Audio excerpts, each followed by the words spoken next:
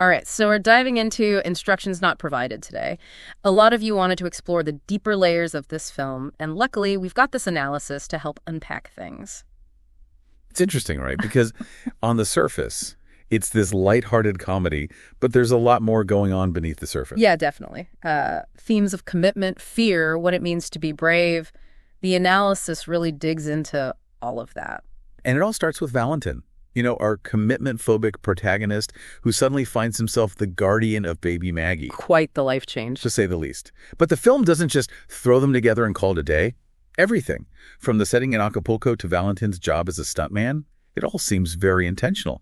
And we can't forget about those Johnny Bravo references. Right. It's almost like the film uses these outlandish elements, these comedic scenarios, to sneak in some really profound ideas. Like a Trojan horse for emotional reflection. Exactly. And that's what makes it so clever. Mm. I'm curious, what were your initial thoughts on this setup? Did you find it intriguing or was it a bit much? Well, for me, it was Valentine's profession as a stuntman that really stood out. Oh, interesting. How so? It's not just a quirky detail. It actually becomes a metaphor for his growth as a father. He's literally putting his life on the line, not for fame or fortune, but to provide for Maggie. That's a great point. And it challenges our traditional notions of fatherhood, doesn't it? Absolutely. Here's a guy who's terrified of commitment, yet he's completely devoted to this child. He's defying expectations at every turn.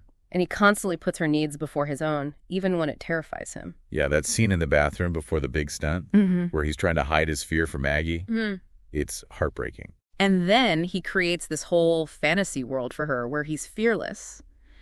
That contrast really struck me. What'd you make of that? It's such a raw and honest portrayal of parenthood, isn't it? That struggle to be strong for your kids, even when you're falling apart inside. The weight of that responsibility. Exactly.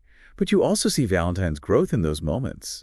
This is a man who used to run from any kind of responsibility, and now he's choosing to face his fears head on for the sake of his daughter. He's not just pretending to be brave for her. He's actually becoming braver because of her.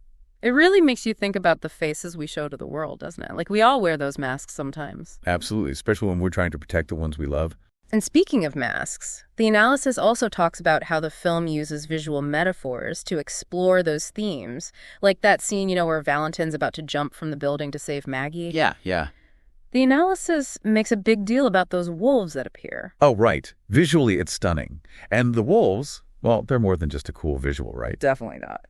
They represent Valentin's fear. He's terrified of heights, so on one level, they're the danger, But they also work on a deeper level, symbolizing his fear of being a father, of failing Maggie. So when he jumps, even though he sees those wolves... It's huge. That's the turning point. He's choosing to face his fears, literally and metaphorically, because his love for Maggie is bigger than everything else. It's interesting, though, how the film connects his fear of heights to his fear of commitment. It's almost like those two fears, they become, inseparable. And that's where the film's take on fatherhood gets really interesting, because it's not about being this, fearless superhero, right? It's about embracing vulnerability, understanding that love and fear, they're often intertwined. And that brings us to another layer, I think, with Maggie's heart condition. You have Valentine creating this fantasy world for her where he's invincible, but secretly he's harboring this immense fear of losing her. It's heavy stuff. It is. What do you make of how the film handles that aspect of their relationship? Well, it's a tough balance. Yeah. And the film doesn't shy away from how raw and painful that is. But I think Valentine's actions, they come from a place of love, of wanting to shield her, maybe even shield himself from that painful reality. He wants her to see him as this, larger-than-life figure, this superhero who can conquer anything. Exactly. But I think the film is asking, at what cost? Yeah. Is it really possible to have a genuine connection when you're hiding parts of yourself, even with the best intentions? It circles back to those masks we were talking about, even within a family. Makes you think, where's that line between protecting someone and just, being straight up with them? Yeah, it's a tough one. And it goes way beyond just Valentine and Maggie, right? It's something we all grapple with. How much do we shield the people we love from pain? Yeah. How much do we let them see? No easy answers there. And this film, it doesn't try to give any. It just kind of puts it out there and lets you sit with it. Which I like, actually. Makes you think. It does. So you've talked about how this all goes beyond just this father-daughter thing. For someone listening who's dealing with this kind of stuff in their own life, parent or not, what's the big takeaway here? That's a good question.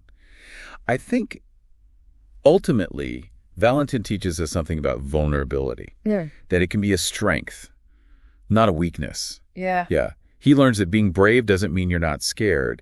It means you face the fear, especially when it's love that's pushing you forward. So it's not about like pretending you're not afraid or anxious or whatever you're feeling. It's about still taking action, even with those feelings there. Exactly. The film seems to argue that it's in those moments when we're our true self, flaws and all, that we open ourselves up to the deepest connections. Taking that leap of faith, knowing you might fall. Yes. And sometimes that's the bravest thing you can do, right? Just allowing yourself to be vulnerable, to love and be loved. Man, that's powerful.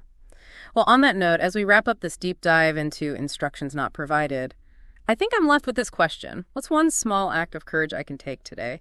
To embrace my own vulnerability, build a stronger connection, even if it scares me a little. Something to think about as we all head out into the world. Thanks for being here, everybody, and we'll catch you on the next Deep Dive.